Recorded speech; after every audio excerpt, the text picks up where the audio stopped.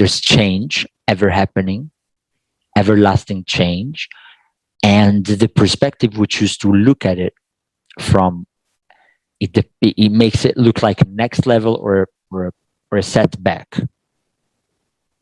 And so you have this ability to reframe and to say, okay, I choose that change is a next level. It's change. It's something that is happening.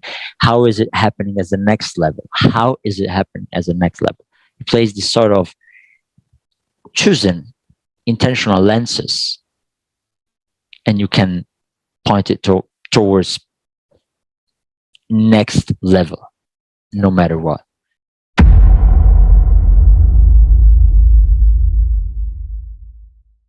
Look, I love that you mentioned that lifeline bumping up and down, which is so representative to me, and it's so visual. It's so good. It gives the idea of how life is in reality of things, like what we're here to do. We're here to experience that up and down, to expand our range of tolerance, if I speak from a nervous system perspective and somatic approach perspective, like really training your nervous system on a physical level. In this moment, I'm talking about somatics. So on a physical level, train your nervous system to hold more of life, means more energy, emotions, electric energy, pretty much, and basically through your physical system, for example. So this is one thing. If I can give one as an example, like that is very powerful in itself, and then you connect it with all the rest, of course.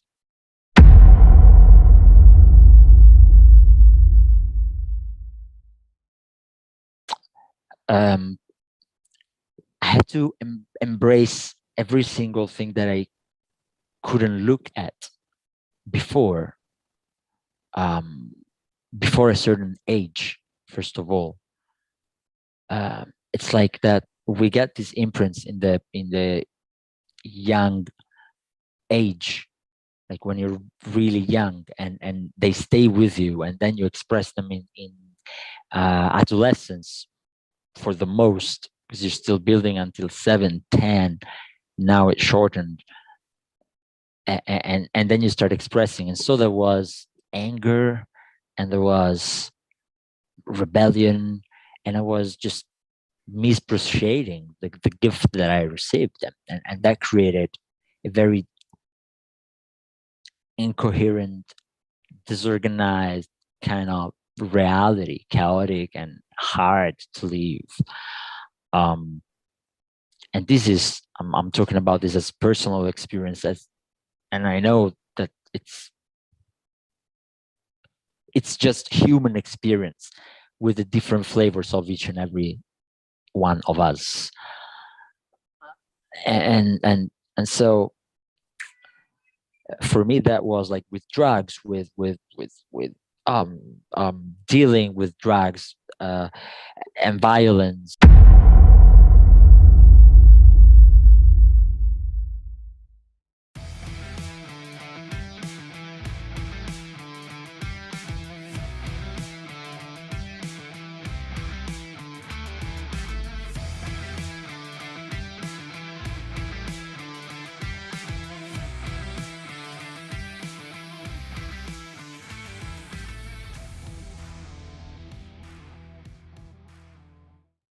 I am Sifu Slim, and I am delighted to be here with Ayrton Giulio, who's across the oceans, land masses, rivers, mountains, fire pits, people bathing in the sun, people getting ready for ski season, all the way over in Italia. So please tell us, Ayrton, where you are and what things you're up to lately. So I am in Italy, indeed. I am in Florence, and I am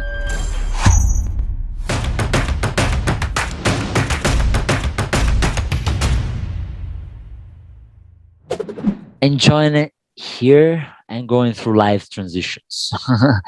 This is what I have been up to lately, transitions, massive transitions.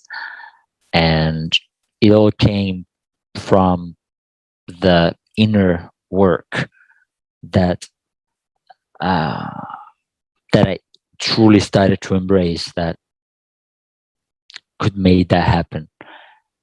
Could only be that depth of the inner work. So this is what I've been up to lately, really working on myself and seeing how it would express and emerge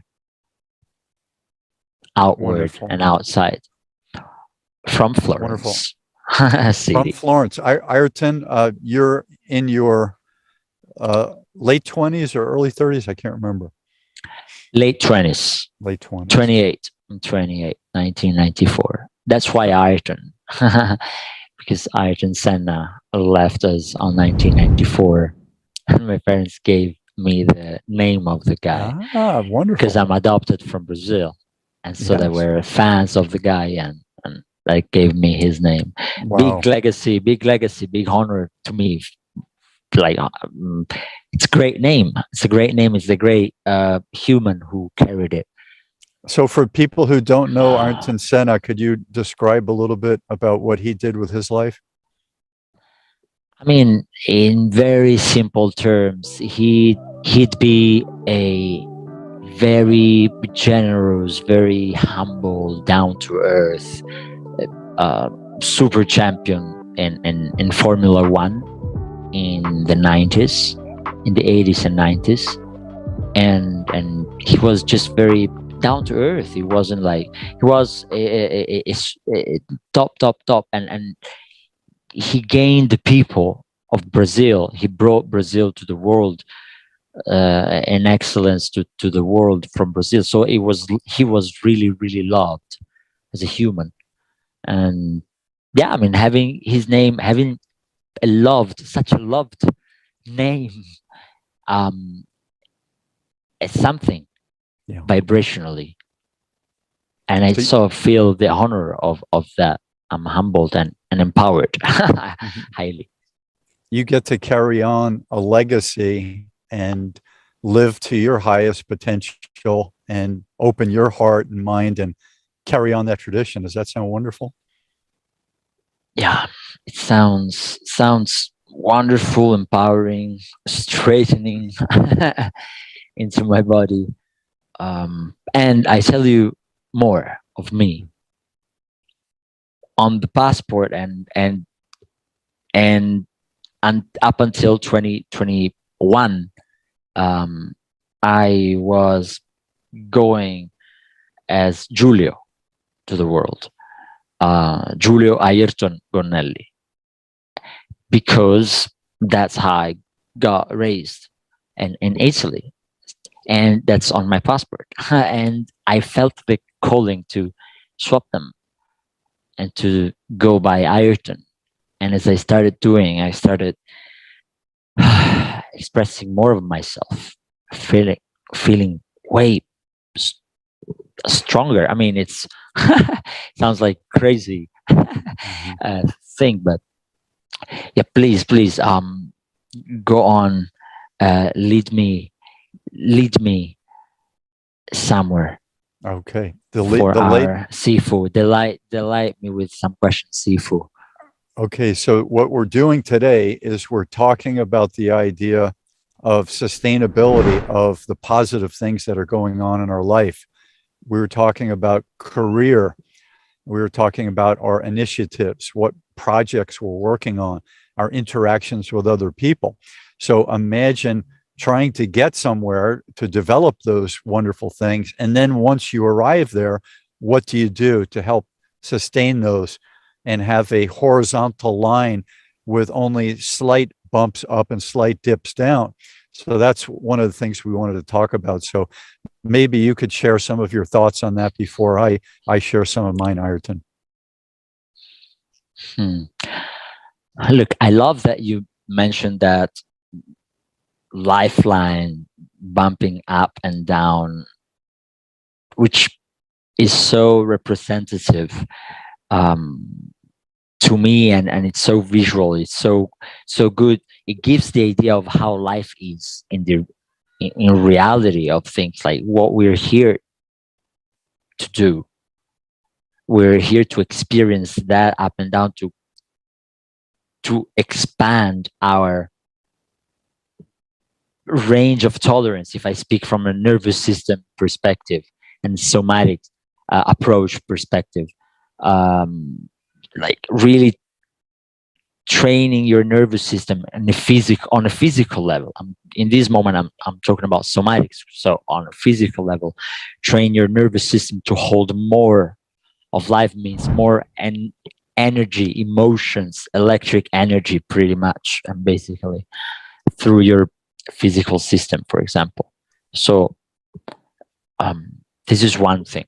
If I can give one as an example, like that is very powerful in itself, and then you connect it with all the rest. Of course, it's a pervasive kind of process. I see where you're going with that.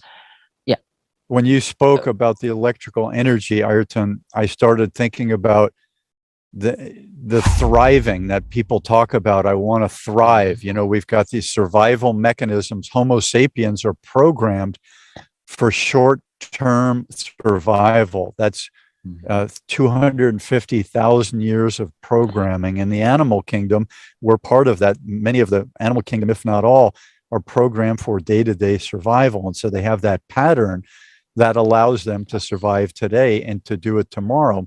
Then you have one step up, which is the thriving. So you have many of your needs met. If they're not met, you know how to meet those needs in a future point in time that's not too far away. So then you can thrive. So how does one maintain that outlook of thriving and that daily experience of thriving? And I'll ask you, Ayrton. Mm-hmm. Okay, Sifu. Look, what I perceive, and I want to see if I actually heard that truth that you shared, is that at our stage of evolution as human beings, we have the ability to do that, to have that thriving and to keep it on a continuous flow. Like we continuously thrive without falling down sometimes. Is this you're saying that this is something actually possible, actually implementable and at ease? Am I hearing that correctly? I agree. Yes. Okay. So when you aim to do that in order to become sustainable in a way, and as I like to say, not even sustainable, but value adding to the environment, to yourself, starting with yourself, and for sure to the environment, but value adding.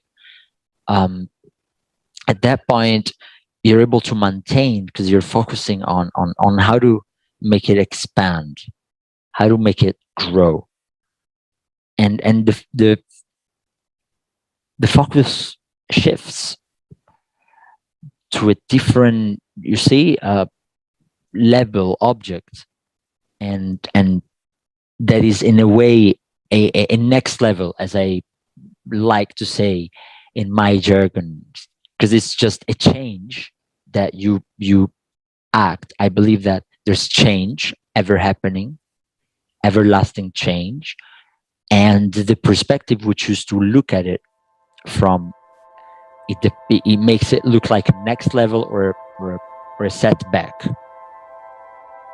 And so you have this ability to reframe and to say, okay, I choose that change is a next level. It's change. It's something that is happening. How is it happening as the next level? How is it happening as the next level?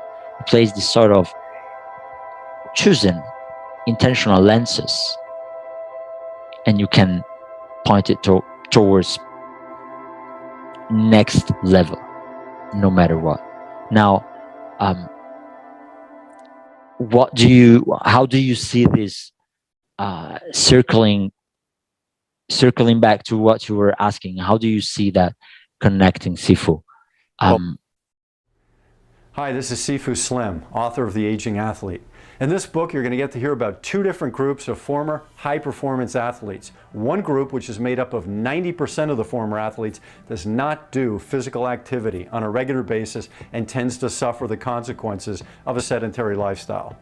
The other group, which is made up of 10% of the former athletes, is doing physical activity on a regular basis and tends to thrive through the aging process, or at least has a better chance at coping with the aging process.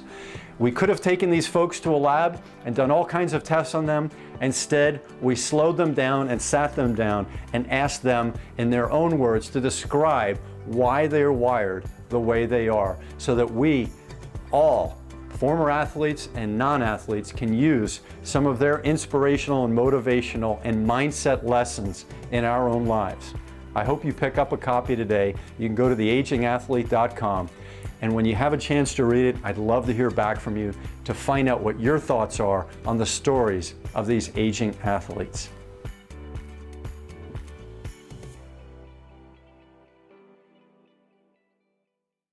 I have one thing that came to mind, Ayrton, when you were speaking. So you talked about the next level and a different level and change is everlasting. So one of the things that came to mind about thriving, and it fits back into the open heart and the open mind, is this idea of embrace the next level. There's the next level. We have, when I was growing up, I was born right in the middle of the space race. The Soviet Union and the United States were trying to get to men on the moon, and then later the satellites and all of these things. And so I was born into this, and the Cold War.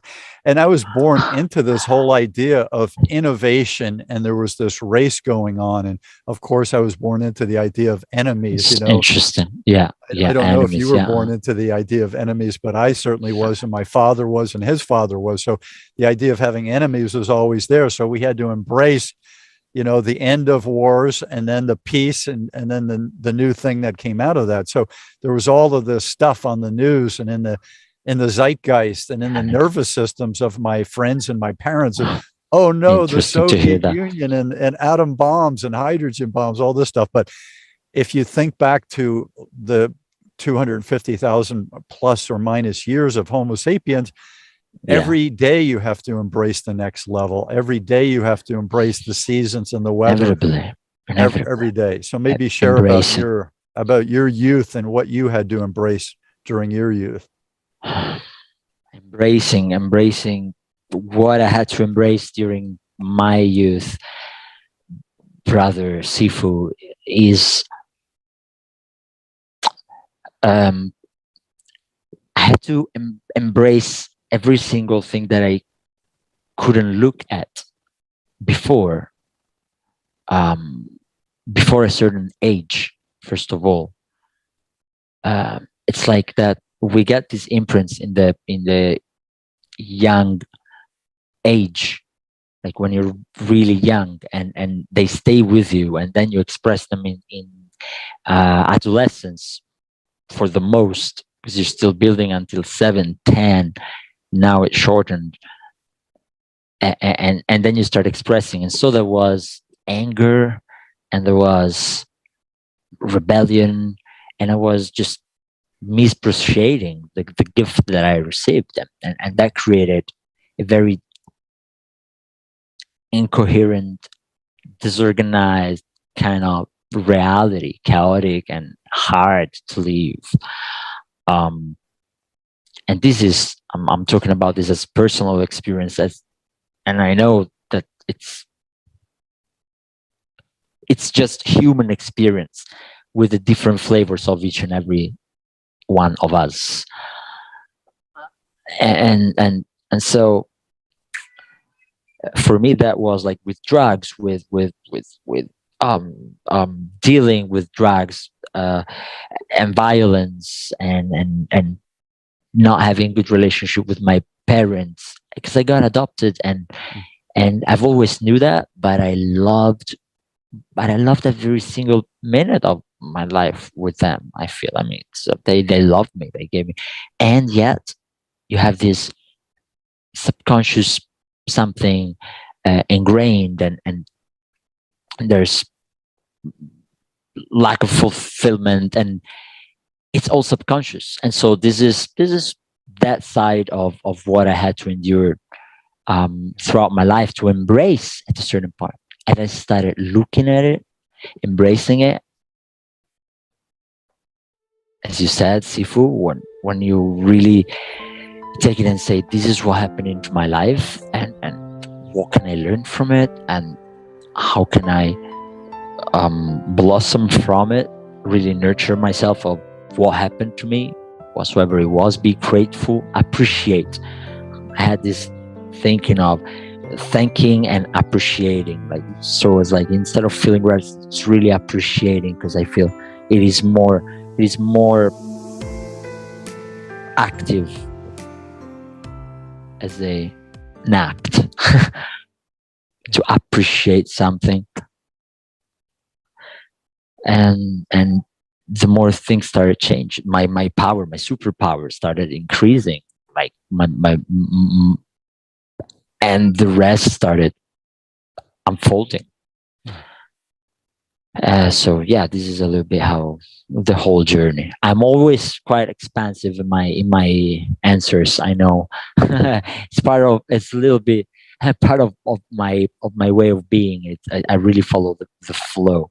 But I think you might be able to I'm sure you've done writing in your life. I think me being a writer and you having thoughts that can continue to flow, it would seem to me that at some point you might want to write a chapter of your book and maybe see how that goes. I know you have a busy schedule, but maybe consider writing a book about your journey.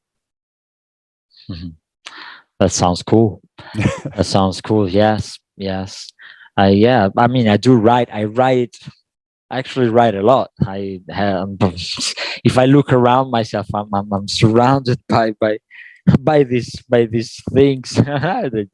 They're all around, and I write on them, and for different reasons. I have even too many that I can count. It's like, okay, yeah, I love writing, and it's powerful. It's powerful when you can share it through a book. I might think of it. People are talking the last 10 years about being safe and having a safe space, and I don't feel safe, all these types of things. My safe zone is when I'm writing, and currently I use my computer, but I've had a time in the late 90s where I was over in Spain and my computer died, and it was going to take 2 months to get the part. So I had to take out the long yellow lined notebook, and I had to start writing on that. And my goal each day, in a very solitary place where I was, and I purposely found this place where I didn't know anybody so I could concentrate on the writing. But my goal each day was to, these long pages, do 10 of those per day. And that was my goal. And then once I did that and I filled up a few of those notebooks, now I got my computer back and I wanted to start putting that text into my computer and editing it.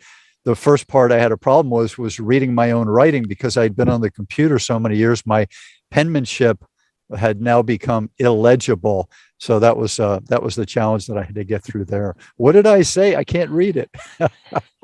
Man, right. This is beautiful. This is beautiful to remember, like, to have these good memories of the past.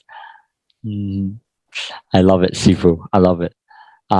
So you came to Spain to write your book. Yeah. And as you were writing your book, you were in a place you didn't know anyone. How was that experience of being in a space that, like, it's new, complete novelty around you? How paradigm shifting was it for you? Yeah, I enjoyed it because what I was seeking in Spain was the 1970s. So I was leaving Sacramento, California in the late 90s, where we had a lot of struggles between the different races, between the different social classes, between the police and the gang members. We had lots of social disruption. And it was disconcerting. It was making your nervous system be fearful or uneasy frequently. And so what I wanted to do, since I'm a peaceful person, I wanted to be in the 70s, which was one of the times that I remembered having a lot of freedom of expression, a lot of freedom to dress however I wanted, to wear the hair however I wanted. I was a young person, of course, in the 70s, but so it was this nice time. My father totally was okay if I had long hair. I didn't have that long, but I mean, it was longer than the Beatles, and he didn't have a problem with that. He didn't have a problem with the way I dressed. I didn't use swear words. So I kind of wanted to go back to the 70s. And so in the late 90s, I moved to a little town, not too little, near Malaga, Spain, called Benalmádena. And I lived in Arroyo de la Miel, and I took martial arts classes. But the only people I knew were in my martial arts class or at the language school. Besides that, I was in a town where I didn't know anybody, and it was good for me. So I could go to a restaurant or a cafe or a hotel as the summer wore off and the winter began.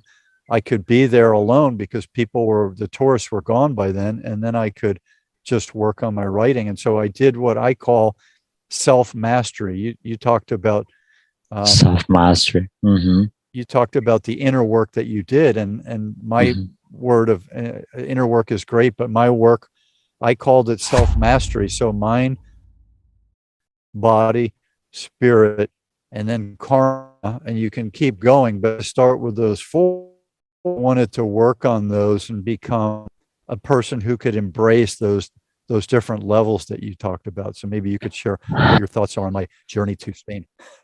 I love it. I love it. I love it, Sifu. Yes. Okay. Look, you have self-mastery, and I really love it because I have 5 steps. I don't know if I've ever shared them directly with you, but I'm sharing them now eventually. So these 5 steps, they start with self-awareness and self-mastery. And it's not even steps. I don't have steps. I have elements, 5 elements of this next level embodiment model that I came to develop throughout the years, basically, and what they came up to right now. And there are these 5 elements, and one of them is self-mastery as a result, like to focus yourself, to just actually pose. It is based on posing, on being able to step back regularly, breathing in and out, observing life, like, okay, where am I at? Where is it going? Where I would at least like it to go. Kind of do it regularly, having those moments of pure silence, stepping back and observing life. And that helps you see what's going on and master it, but from a centered space. And so that's part of it.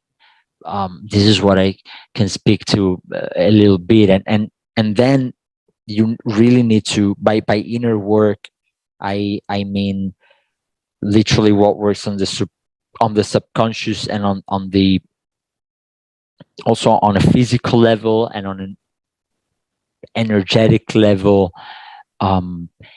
Before, absolutely, there must be self-awareness, self-mastery. This is why I usually share it first, then I speak about the energy levels eventually that are needed, because sometimes our willpower, it's like a resource that you have, and and you kind of consume it throughout the day, throughout your decisions. So with all those decisions that you're making, you're using energy. So you need to also take care of how much energy you've got going on in your body. That's another of the elements. Now, I don't know how much time we have for this, but this would be the second. I will just list them out so that the third one would be actual values and total integrity, alignment, your actual truest self identity. And the fourth, it's inner work indeed. And the fifth is outer work, outer value creation. More than being sustainable, I believe in creating value. I don't work in life. I create value. I create value. I don't work anymore.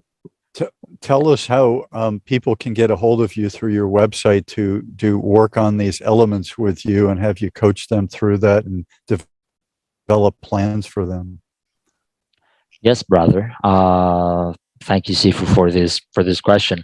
Look, to reach out to me, my name Ayrton Giulio. I don't know if we have it written in the title. How it works. Yeah, you put it in there. So Ayrton Giulio, and as you put my name, ayrtongiulio.com, you will get to the website. You'll see it's very easy to book an actual conversation with me. I want it to be easy. So www.ayrtongiulio.com, written as you'll read it, because it's AYRTON and GIULIO. It's like a complicated name when you type it, especially for English natives. So this is what I'd say. I know it for long time experience, and I always specify that just for humor. So this is how you find me, and you can talk to me. It's free to have a conversation. Mm-hmm. And I love conversations, just going deep into conversations. And if someone wants my coaching, they get it. If someone that I'm not selling it in any moment, I'd be just there for you. Like, I'm here to hold space. I'm here to hold space, unlimited and uncompromised. So this is ayrtongiulio.com. I'll put that in the comments, Ayrton. Thank you for sharing that. And thank you, Sifu, for asking. I have a quote, and I was looking up quotes on the internet today that I wanted to share today, and I have many more. I actually have 5 pages of stuff that we could have gone over, but I think we've done enough for today, and we'll regroup another time with some more. Eventually, yeah.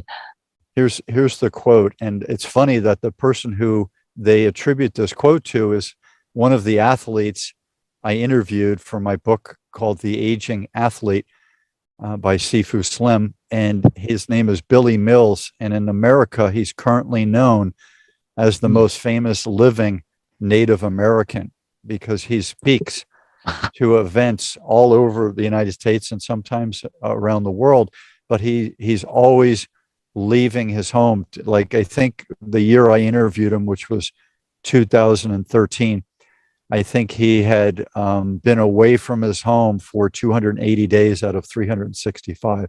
So always traveling to speak to worthy causes and to help people commune in ways that he found were healthful. And so here's what his quote is: "You have to look deeper, way below the anger, the hurt, the hate, the jealousy, the self-pity. Way down deeper where the dreams lie. Son, find your dream. It's the pursuit of the dream that heals you."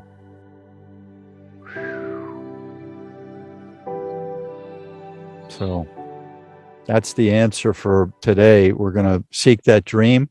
We're going to go beyond the anger, the hurt, the hate, the jealousy, the self-pity. Find where those dreams lie and we'll take our escoba and we'll broom that stuff away. We'll sweep that stuff away, and we'll see if we can get to those dreams and we can work on them. And we use people like Ayrton and use people like Sifu to help you in your walk in this life and your dance through the universe. And any last comments you'd like to share, Ayrton? I would just leave you with the very simple fact that you are unlimited. You are unlimited. There's scientific proofs of it all over. Remember it. Focus on that. Don't limit yourself for whatsoever reason. You are unlimited, and it's a deeper concept to express, but totally just bringing your awareness to it will make a difference. Stay unlimited. There it is. The Italian word for escoba, the broom, is una scopa. Una scopa. È una scopa. Esattamente. So we're going to get past all of those things that are hindrances with our escopa. Una scopa, sì. Una scopa, and then we'll find where the dreams lie, and we'll keep working on it, and then we'll thrive, and we'll pass on those lovely gifts to other. We'll sweep away the problems that the others have, and we'll thrive with them, holding hands with other human beings and being nice to the planet, the animals, and all those things. So I'm Sifu Slim. I'm asking folks to please like and please subscribe, and please share your comments below. We'll see if we can get to them. Until Ayrton and I do this again, thank you for tuning in, and we will talk to you on the next time. Thanks so much. Aloha. Namaste. Namaste.